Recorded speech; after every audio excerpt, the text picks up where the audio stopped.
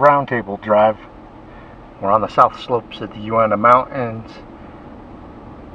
We come up to where there was a couple of trees across the road and couldn't go back as far as we were planning on. So we backed up a little ways, parked, hiked past the trees a little bit, and then Jenny noticed a snap-off that was fairly fresh because it was 12 feet up, and the leaves, the new growth leaves, were still there and green.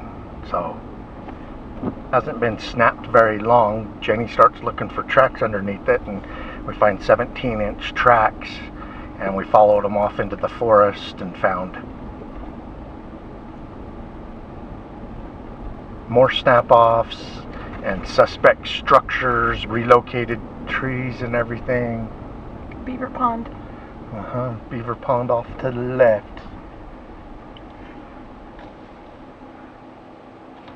It's just beautiful up in there too.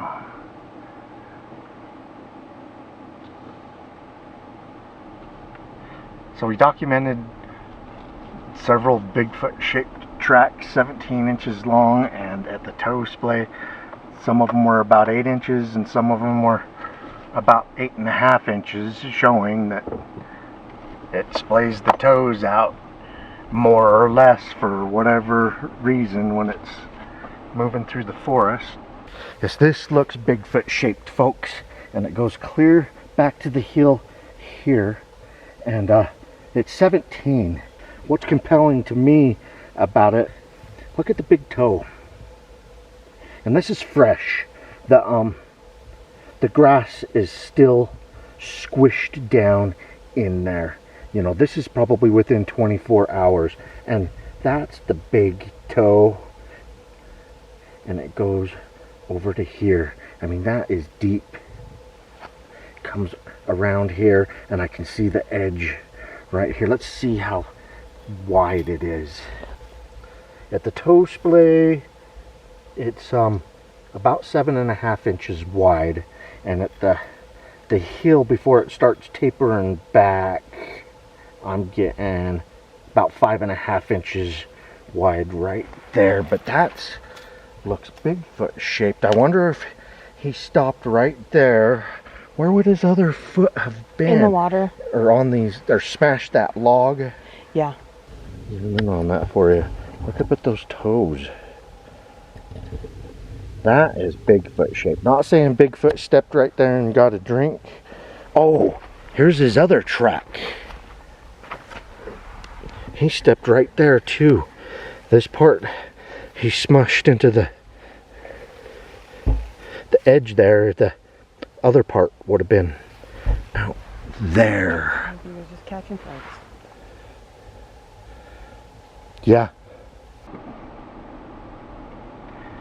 So, thought we would give you guys a look at the wider area. One of the many slot canyons on the south side of the Uinta Mountains. Bigfoot sighting hotspot.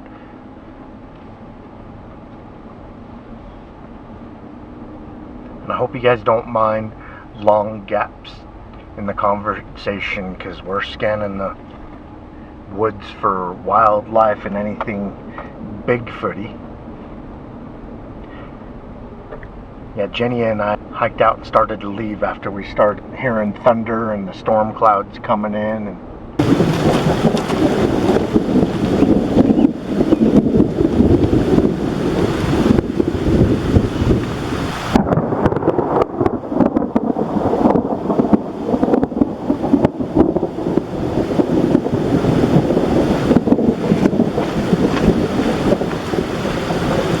Yeah, lightning up here isn't any joke. It is dangerous.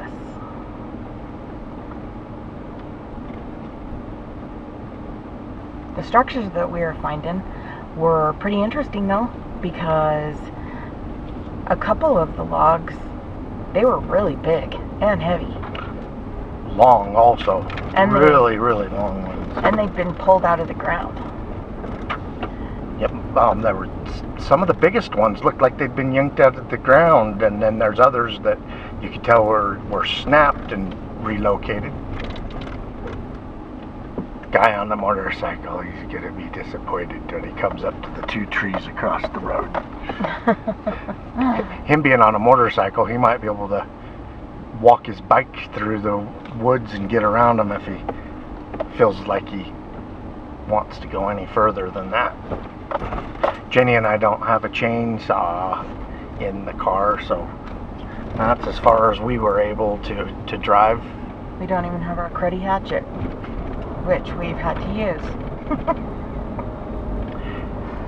Yeah, after watching that survival show alone, and some of those guys that take the folding survival saw, Oh yeah. and seeing what they're able to do with that, I was like, you know, that's something that we don't have to carry gasoline around in the vehicle, you know, worry about all that.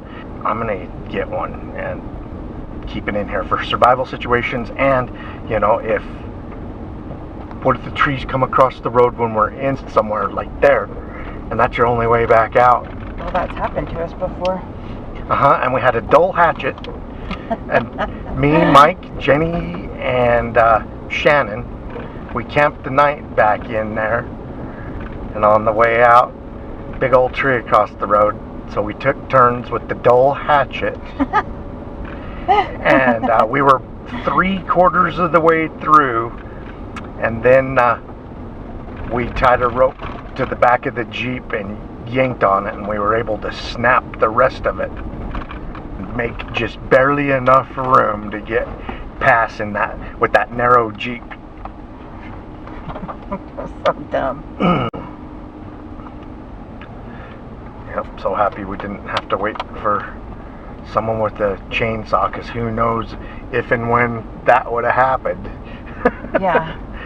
So yeah, I'd like to get one of them big folding survival saws. Those people on alone, I mean, they do some pretty slick work with them.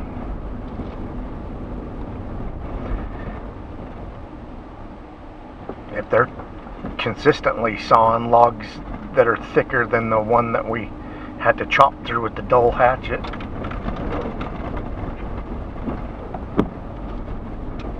We might have a hatchet in here. There's a deer. Whoa. It's a little he looks rough. It's a little fifi. I think it's losing its winter coat. Oh, she's running. Scared her. Mm-hmm. Oh, she stopped right there. Her hind end's towards us. Oh, she's not being very photogenic. She ran into the trees.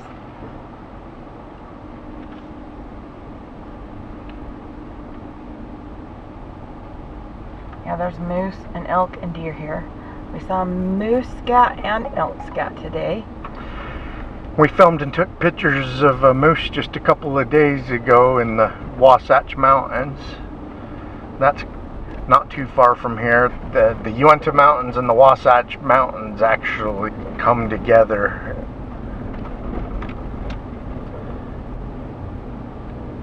Yeah, the Uinta Mountains run north and south in the Rocky Mountains, and the Uinta Mountains run east and west. They conjoin at certain parts. Yeah, the moose just had little nubs of antlers, so it was a bull. Probably a year old, or a little better than that. I also heard a vocalization today. Right about where we're now, we're not too far from this campground. Yeah, and it was only once. It didn't repeat. It only happened one time, but it was really close. It got us to take off in the direction that we did the hike. Yes.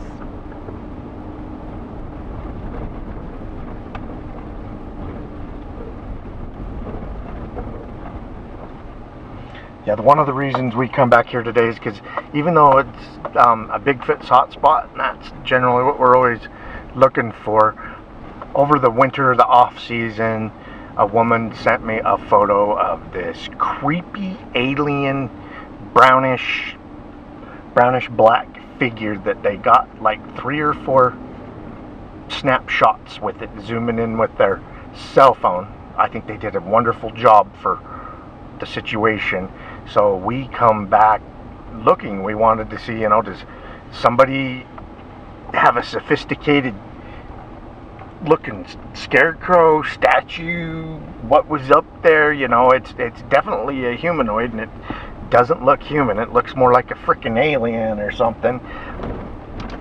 But we've been back here lots of times. When she sent me the photos, I'm like, I recognize where that's at, And she's like, yeah, it's blah blah blah. It's just one canyon over from where I initially thought it was, and that's because I drive past it when I go in and out of that canyon. So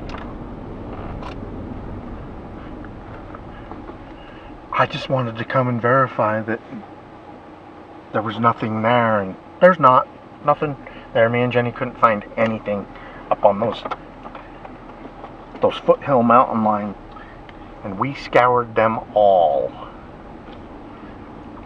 And I made a blog post and posted it. I also made a video about it. And when I do something like that and tell people the general area it's in, if there's something permanently there, guaranteed I will get a person or 2 or a dozen that's like, oh yeah, I drive past that all the time. It's a this, it's a that. Someone's got a crazy carved statue up there or whatever, But nobody.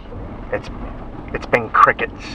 All I've had is people speculating that, it's a skinwalker or whatever. We're by the Uinta Basin. There's a lot of paranormal activity. We're right above Skinwalker Ranch, as a matter of fact. The next major canyon west of here, you climb up to the top of the mountain, and people like to go up there, set up lawn chairs, especially after dark, and watch over Skinwalker Ranch to see if they can see any of the orbs or UFOs and stuff. So that's the kind of area we're in.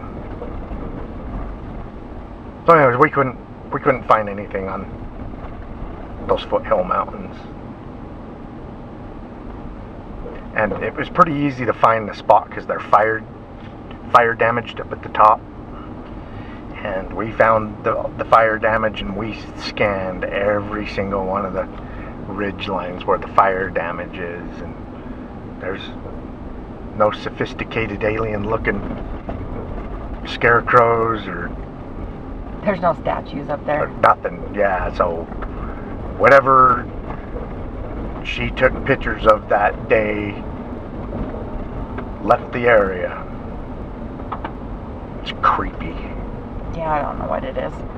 We'll put that in this video, what we're talking about, but that's one of the primary reasons we're here. Our secondary reason is to look for Bigfoot, because there's several dozens and dozens of Bigfoot sightings in the Uinta Mountains,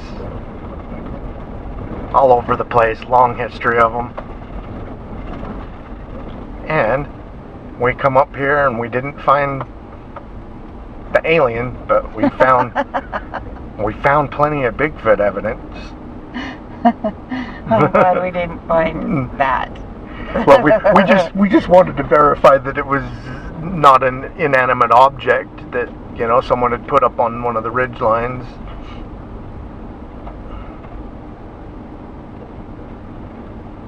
So that makes those set of photos even that much more interesting.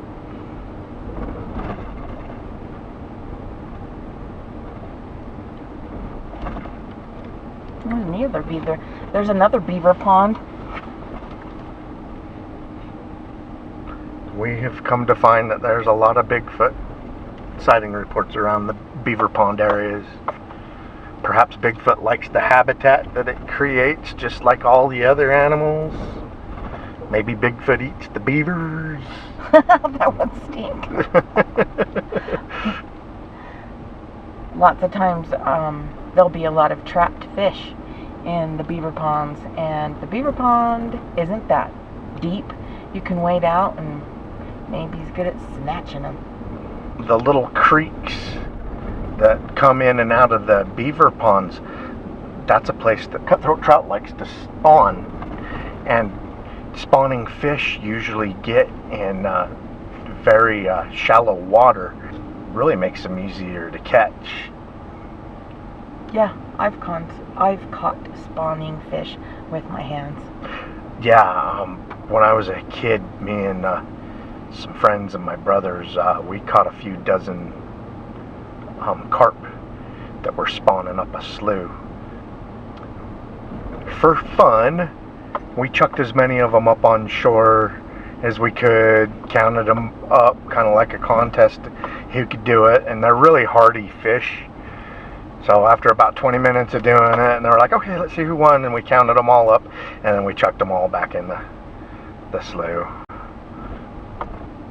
It's like those carp can breathe air. Gross. As long as they don't dry out, they stay alive out of the water for long periods of time.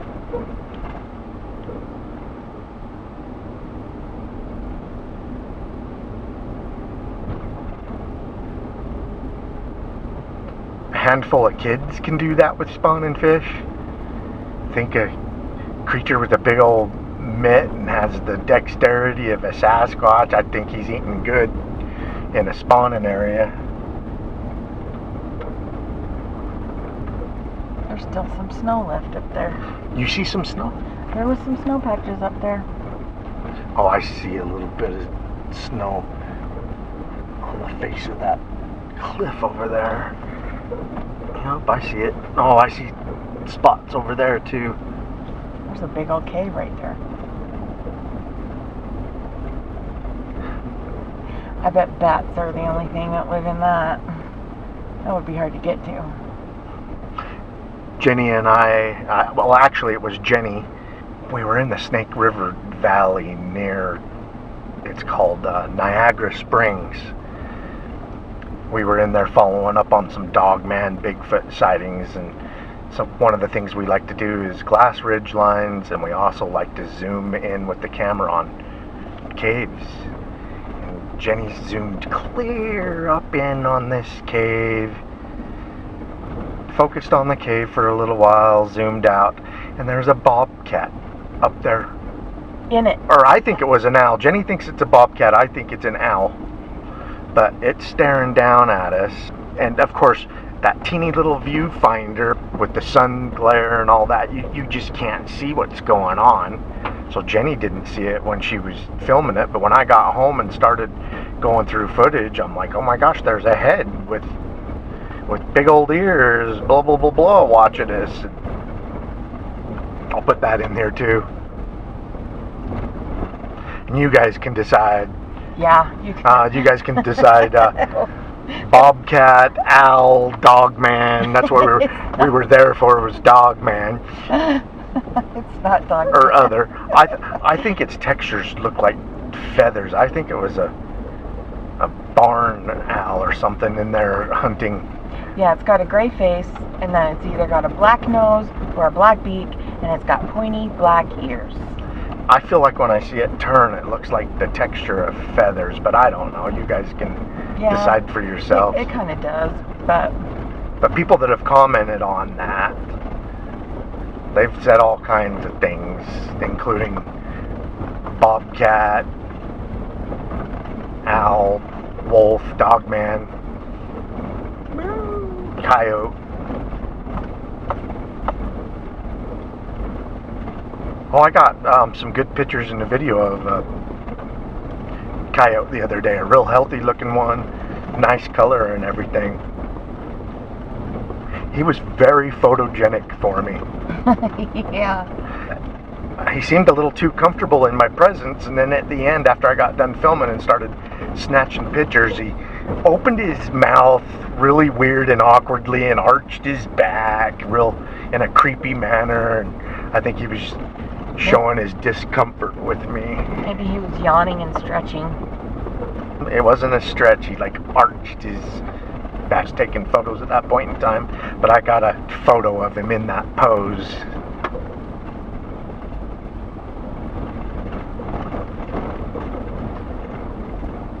But most of the coyotes I see are kind of nappy looking, not as good color as him. He's looking good and healthy. And straight out in front of us is the basin. And Skinwalker Ranch is in that general area out that way. Yeah, that is the Uinta Basin.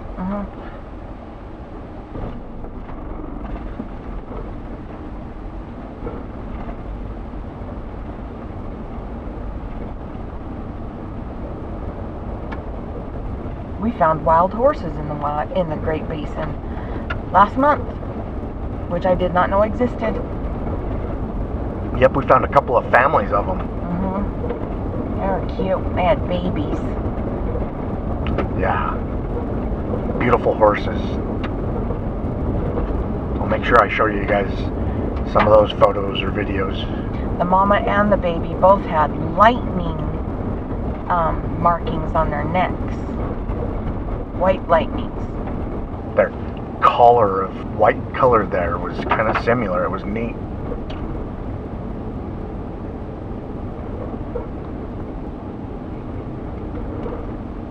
That's the first time I've knowingly come across wild horses in the Uinta Basin. I don't know. I may have seen wild horses before and just thought that they belonged to somebody, you know. It took us a second to realize they were wild horses. It's like, hey, they don't have any brands or tags on them. Or shoes. Yeah, and then it's like, no, that's a wild herd.